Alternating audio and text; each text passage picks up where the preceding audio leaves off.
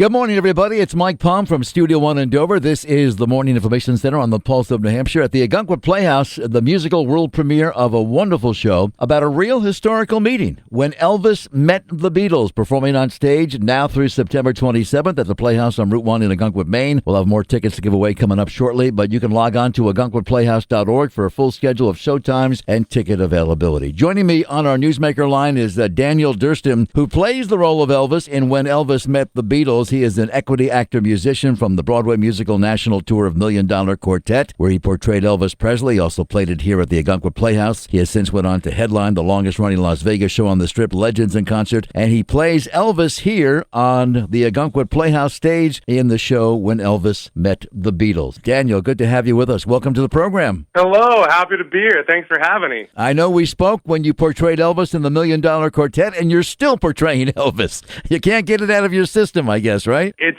true. I am 8 years strong. My only job has been portraying Elvis in tribute shows and in musicals. So it's been an honor, and I'm happy to do it. You know, I have to ask you something because, as you know from our conversations in the past, I'm a big Beatles fan. I had a chance to see Elvis in concert on his last tour in 1977 in Providence, Rhode Island. And I know you're a lot younger than I am, but you dedicate each of your performances to your mom for raising you on Elvis and to your dad for raising you on the Beatles. You had good parents, my friend, good influential parents. I really lucked out, I got to tell you.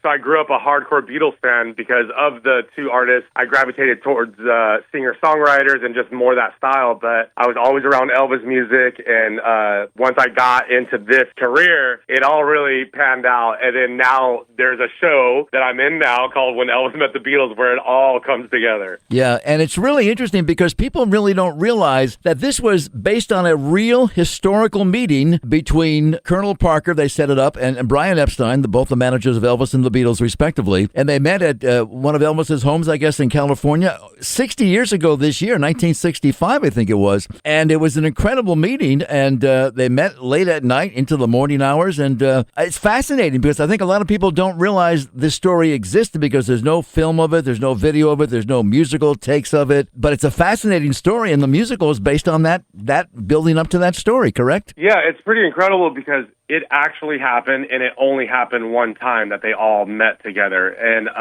I knew that since I was a kid because I'm a huge Beatles fan, but a lot of people don't know that this actually did happen. They actually did play music together in that house, but part of the rules from the Colonel was there will be no press, no recording, nothing, because the Colonel wanted to control the narrative. And in the show, we kind of dive into why he wanted to control the narrative. And much like of Elvis' career, the Colonel had a lot of great things that happened, even though he had a lot of bad as part of that. But the Colonel was a genius, and this was part of it. And now he got to, control that night, because as we dive into the show, we kind of find out what kind of really happened that night and why it wasn't necessarily a huge celebration. Yeah, it turned out to be a very interesting meeting between the four lads from Liverpool and the king of rock and roll, Elvis Presley. It seems like from that particular meeting, I mean, Elvis was kind of like in a weird situation in his career. He was making all these, movies that he really didn't want to be a part of, that Colonel Parker had him with a 10-movie contract with Paramount or something like that. It seemed like he really wanted to get out of it, I would imagine, and play music. Is that correct? Oh, yeah. He was trapped in, he did about a total of 8 years of just movies, about 32 feature films, and at this point, it's about halfway through that portion of his life, and he was very sad and depressed about doing these movies that he didn't feel passionate about. And then the Beatles rise up to take over the music industry, so Elvis is feeling, some type of insecurity and fear within that, while he already doesn't feel confident in what he's doing. So it all kind of just comes together in this moment of, him not being sure of what's going to happen next, and that all happens on this night. And it's interesting because there's always that postscript of the show that what if they really did get together and play music? What if they did put together like a concert? Of course, Elvis died in 1977. John Lennon was assassinated in 1980. We'll never see that happen, but through the magic of theater, we actually see it happen on stage here. This is one of those shows, if people have seen Million Dollar Quartet, which you're very familiar with, obviously, it's one of those, really, rock and roll, good feel performance type shows where the actors, such as yourself, you play instruments and the band plays together on stage, and not only do you have to know your lines, but you got to know your notes, I guess, as well. Yeah, everything on stage is completely performed live on stage, and all of us,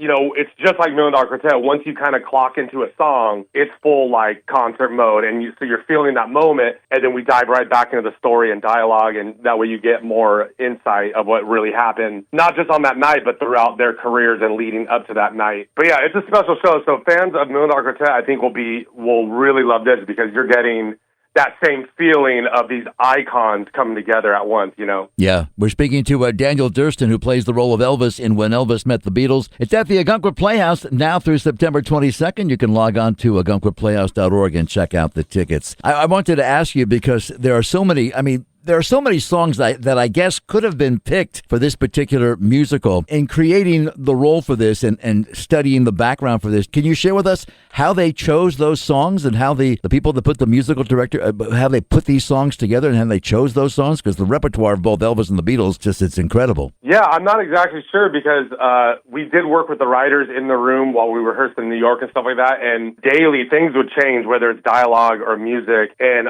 there's a lot that goes into that, whether it's story-driven or even something like getting the rights to certain songs and stuff like that is a whole nother world that, producers have to deal with and stuff. And so all that involved, the goal ultimately is taking the songs of the era. So you're not really going to hear songs from the 70s or late 60s because this show takes place in 1965. So yeah, the goal is to kind of keep it in the storyline. Until the concert, we do look kind of like the, 1968 special Elvis stuff, but that's just kind of like the dream sequence of it all. So, yeah, I think most of it was more like what would they have possibly played that night. We do know for a fact there are certain songs that are in the book that this show is based off of by a guy named Chris Hutchins, which in our show is the narrator of the show and made this all happen by way of Colonel and Brian Epstein. But yeah, so it kind of like what would they have played because what songs were popular at the time and would they have played Elvis music or did they stay away from it? So we kind of can dive into what could have been, and they built it from there. So us as fans and actors, we're just happy to be part of it and take on the script and be like, give me any song, we'll make it happen. So I think it's super special. I think they did really well, especially for the first time ever. This is the first time it's ever been done. So I'm sure in different iterations, it may grow in different ways. Yeah, absolutely. Daniel Durston's our guest. He plays the role of Elvis in When Elvis Met the Beatles at the Ogunquit Playhouse on Route 1 in Ogunquit, Maine, now through September 27th. I mean, these shows are pretty, even I don't want to give it all away, but it's such a great concert. I mean, you guys are jamming. The truth is that they probably did play together during that night, correct? They probably picked up their guitars and they did jam. That's not theatrical license. That probably did happen, right? Based on the book by Chris Hutchins, right? Yeah, if anyone checks out that book, it really did happen. They all did jam together, and most of it was Paul McCartney on piano, Elvis on bass guitar, and then the other guys, jumping around on guitars. The only difference is there was no drums that night because it was Elvis's house in Bel Air in Los Angeles. But so we kind of take a theatrical moment in that for Ringo. That way we get the full experience. But yeah, you have to come and see it to kind of get it. And it's great the way it's all been done. And but yeah, that's what's awesome is that it actually did happen. So it's not like we're making that part of, And I guess the real interesting thing was, it's hard to believe, but I guess based on the book and based on the show, the Beatles were kind of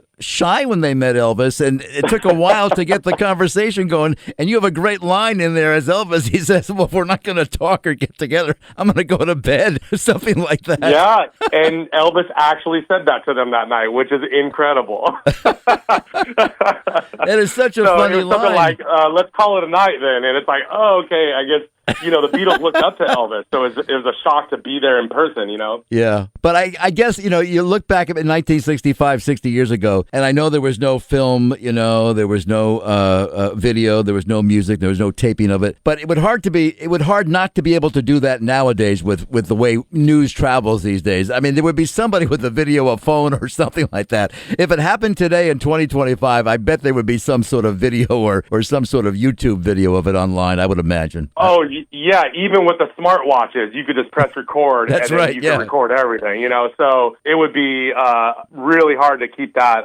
locked down. And even back then, if anyone wants to look it up on the internet, you could find fans found out that they got together, and at the end of the night, they look over the brick wall, and there's 4 photos taken of Elvis standing outside of a small limousine that the Beatles were in when they were leaving. And so Wow. That's the only proof that we have, that like photographic proof. But then we have the book of the guy who was there that night with them. But it's pretty incredible to see those. Yeah, it's really a great jam session, and I'll tell the folks at the end, it's like a mini concert at the end. You're going to love it. It's like you're at a rock and roll show. But I wanted to ask you before we let you go, Dan, you do a lot of great songs in the show, and your voice is wonderful. You sounded great. Everybody sounded wonderful. You guys were up for opening night. I had a chance to see it opening night. It was wonderful. I hope people get to see it. But do you have a favorite song in the show that you enjoy performing? I mean, they're all great songs, but do you have a favorite song that you enjoy? You know what? I would have to say it would be "Baby What You Want Me to Do," which is from the 1968 special sit-down moment where he's wearing the black leather playing the red guitar. It's a very special moment for Elvis in his life where he finally, after 8 years of movies, he got back to live music on that 1968 special.